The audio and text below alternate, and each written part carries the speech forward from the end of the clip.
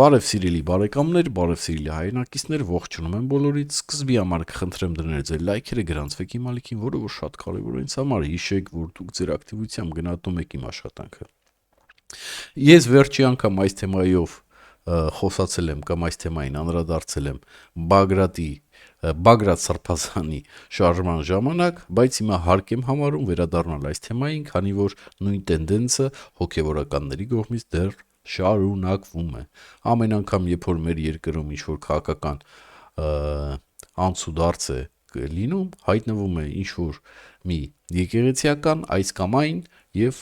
դառնում է այդ պահի թոփ բլոգեր, անգամ բլոգերներին տալի անցնում է, ավելի շատ է հայտնվում էկրաններին և իր քաղաքական դիտարկումները կատարում, քան թե ինչ-որ մի քաղաքագետ կամ բլոգեր, սիրելի ժողովուրդ։ Խոսքը այս պահին Միքայել arczepiskopos-ի մասին է, որը վերջին ընտրություններից հետո ամեն օր հայտնվում է էկրաններին։ Տվեց բոլորիս անձավ։ Ինձ համար իհարկե անընդունելի է, որ ցանկացած հոգևորական խառնվի քաղաքական գործերի մեջ, քանի որ առաջինը դա իր գործը չի, իր գործը հոգևոր սնունդ մատուցելն է ժողովրդին, երկրորդը մեր եկեղեցիները այնքան խնդիրներ ունեն, որ էլ ասելու չի։ Իրանք մեր եկեղեցու խնդիրները թողած զբաղվում են քաղաքականությամբ։ Իսկ ես ուզում եմ հիշեցնել, որ մեր եկեղեցիներում կոնկրետ գումար է ֆիքսված արարողությունների համար, լինի դա կնունկ, լինի դա հարսանիք կամ սգո արարողություններ, կապ չունի, կոնկրետ գումար է ֆիքսված։ Եվ այս կոնկրետ գումարի վրա խնդրում եմ ուշադրություն դարձնեք, որտեվ եկեղեցիներում, նորմալ եկեղեցիներում, ժողովուրդ ջան, սենց ասեմ, որ լավ ընկալելի լինի, մարդ արարողությունից հետո տալիս է այն, ինչ կարում է տա կամ այն, ինչը որ իր սրտով է, իր սրտի չափով է փողը տալի, գումար տալի։ Իսկ մեր դեպքում ստացվում է, որ եկեղեցին վաճառում է Աստծո օրհնությունը մարդկանց վրա։ Սա դարձել է արդեն բիզնես կենտրոն։ Դրա համար ես կոչ կանեմ Միքայելին, հարգելի Միքայել, եթե դուք իրոք հոգևորական եք, խնդրեմ զբաղվել ձեր գործով եւ կարգի հրավիրեք մեր եկեղեցիները, քանի որ այս երևույթների պատճառով ես շատ մարդիկ գիտեմ, անձամբ գիտեմ, ոչ թե լսել եմ կողից, շատ մարդիկ գիտեմ, ովքեր որ նախընտրում են իրենց արարողությունները կատարել օրինակի համար կաթոլիկ եկեղեցիներում եւ ոչինչ էլ չեն ուզում լսել հայկական եկեղեցիների մասին, քանի որ ոչ մեկ չի ցանկանում Աստծո օրհնությունը գնել, քանի որ Աստծո օրհնությունը չի վաճառվում։ Հասկացեք սա։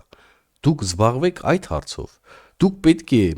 այդ մոստը լինեք մարդկանց եւ Աստծո միջեւ։ Դուք այդ հարցերով պետք է զբաղվեք։ Հասկանում եք, բայց քանի որ դուք այդ հարցերով չեք զբաղվում եւ մեր ժողովրդին հոգեվոր սնունդ չեք մատուցում, դրա համար էլ Հայաստանում ամեն անգամ ավելանում են աղանդավորները, քանի որ հոգեվոր սնունդի պակաս կա, իսկ այդ սնունդը ուրիշներն են գալի տալի իրենց աղանդով, իսկ դուք զբաղված եք քաղաքականությամբ, միթե հոգեվորականի տեղն է քաղաքականությունը։ Եթե քաղաքականությամբ պետք է զբաղվի հոգեվորականը, նա պետք է դադարի լիներ հոգեվորական, նա եկեղեցիական ընդհանրապես պետք է չլինի։ Իսկ եթե եկեղեցին պետք է ինչ-որ քաղաքական հայտարարություն անի, դա ընդունելի կլինի միայն այն ժամանակ, երբ որ երկրի իշխանությունները ուժ գործադրեն իր ժողովրդի հանդեպ, այդ ժամանակ եկեղեցին կանգնի իր ժողովրդի կողքին։ Բայց ոնց որ պատմությունն է ցույց տալի, անկախությունից ի վեր բազմիցս ժողովրդի հանդեպ ուժ է գործադրվել եւ եկեղեցին քար լռություն չկա, գոյություն չունի, ոչ մի բառ, ոչ մի տառ եւ իհարկե իր ժողովրդի կողքին չի կանգնել։ Այս սրա մասին դուք պետք է խոսաք։ Մի հատ կարակ ինձի ասեք, որտեղ է հիմա Արցախի հոգևոր առաջնորդը։ Ես ուզում եմ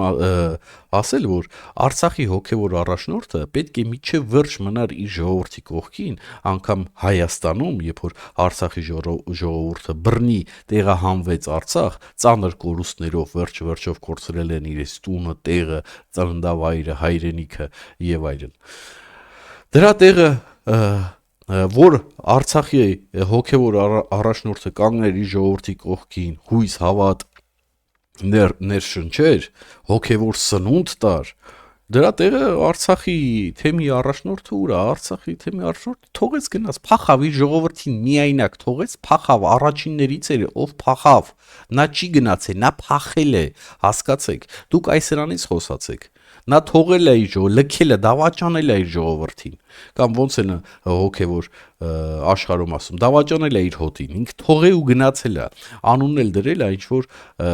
առողջական խնդիրներ։ Այդ միջև այդ առողջական խնդիր չկա, հենց մի բան լինում է, նոր հիշում են, որ իրանք առողջական խնդիրներ ունեն։ Այս սրա մասին խոսացեք, հարգելիս։ Դուք պետք է զբաղվեք հոգևոր դասով, ոչ թե քաղաքականությամբ։ Քաղաքականությունը հոգևոր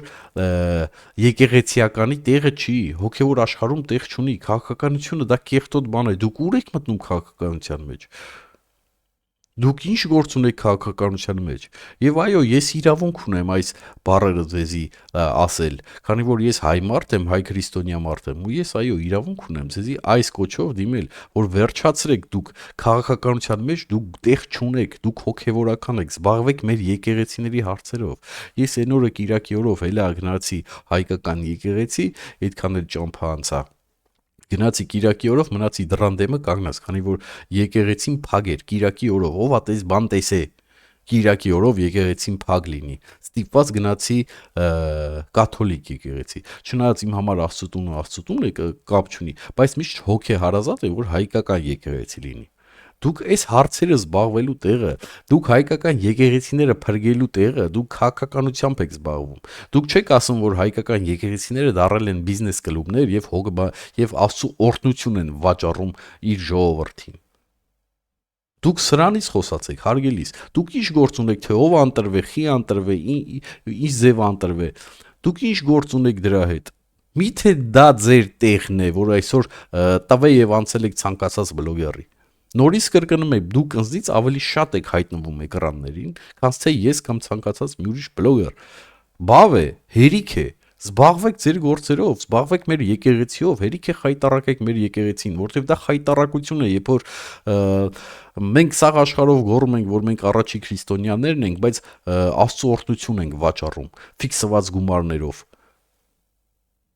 Սես բան ոչ մի տեղ չկա, ոչ մի նորմալ եկեղեցիներում տես բան գոյություն չունի։ Արարողությունից հետո մարդ տալիս է այնքան, ինչքան որ ինքը ցանկանում է, ինչքան որ իր սրտի չափն է կամ ինչքան որ ինքը կարող է։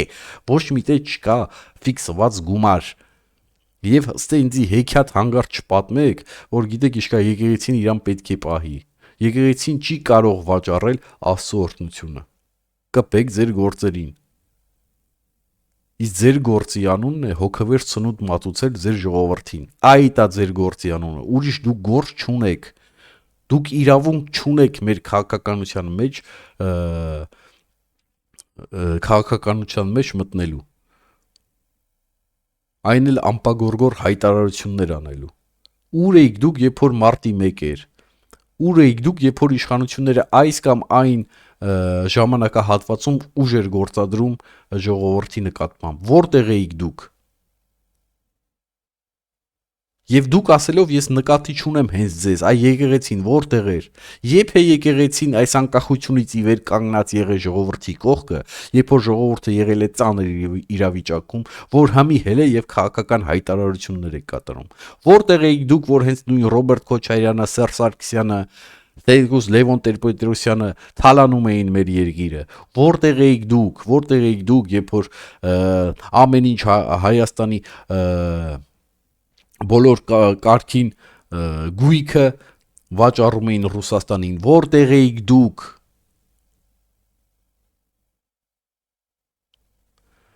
Եվ այս ամենը թողած դուք հիմա հելնում եւ ամեն օր հայտնվում եք էկրանին, բողոքելով սրանից նրանից։ Մենք կարող ենք բողոքել, սովորական մարդիկս կարող ենք քաղաքականության մասին խոսել, դուք ոչ։ Դուք ձեր նեղ շրջապատում իհարկե կարող եք, բայց հրապարակայիններին ոչ։ Եվ պատճառները ես արդեն նշեցի։ Ոչ միայն որ դուք հոգևորական եք,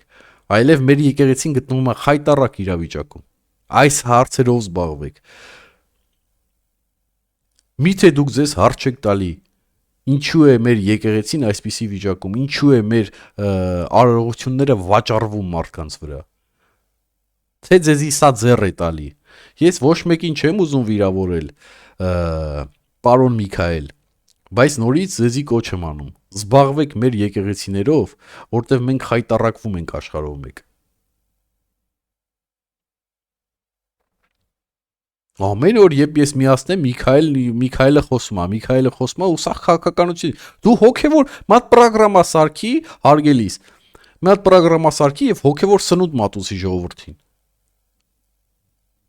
Աստծո խոսքը տարածի ժողովրդի մեջ։ Մի հատ պայքարի այդ աղանդավորների դեմ։ Իսկ դու քաղաքականություն, թե այս տեխնացուներ լավը, թե այն տեխնացուներ լավը, թե սրա շրջանում էր լավը, թե սրա շրջանում էր վատը։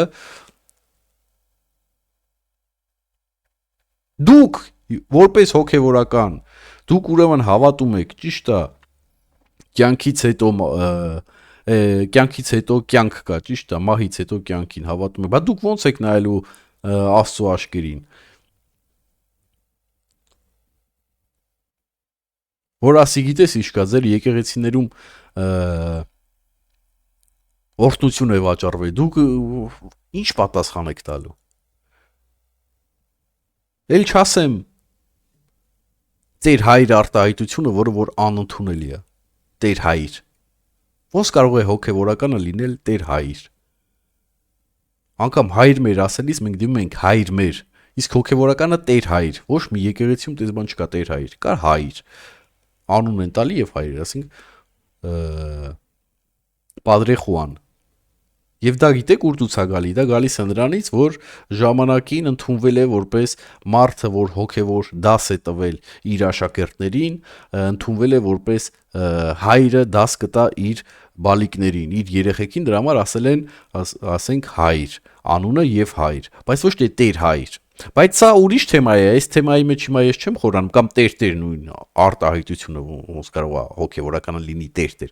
Այս արտահայտությունների համար մենք մի ուրիշ անգամ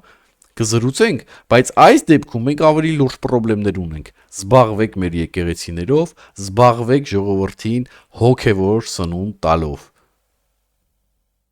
Թե չէ, այսպես կշարունակվեն ուրիշները իրենց սնունդը տալ ժողովրդին եւ ավելացնել աղանդավորներին։ Քաղաքականությունը ձեր տեղը չէ։ Եվ նույնպես զբաղվեք Արցախի հոգևոր առաջնորդի հարցով, թե ուր թողեց իր ժողովրդին եւ փախավ։ Բառից ուղիղ իմաստով փախավ։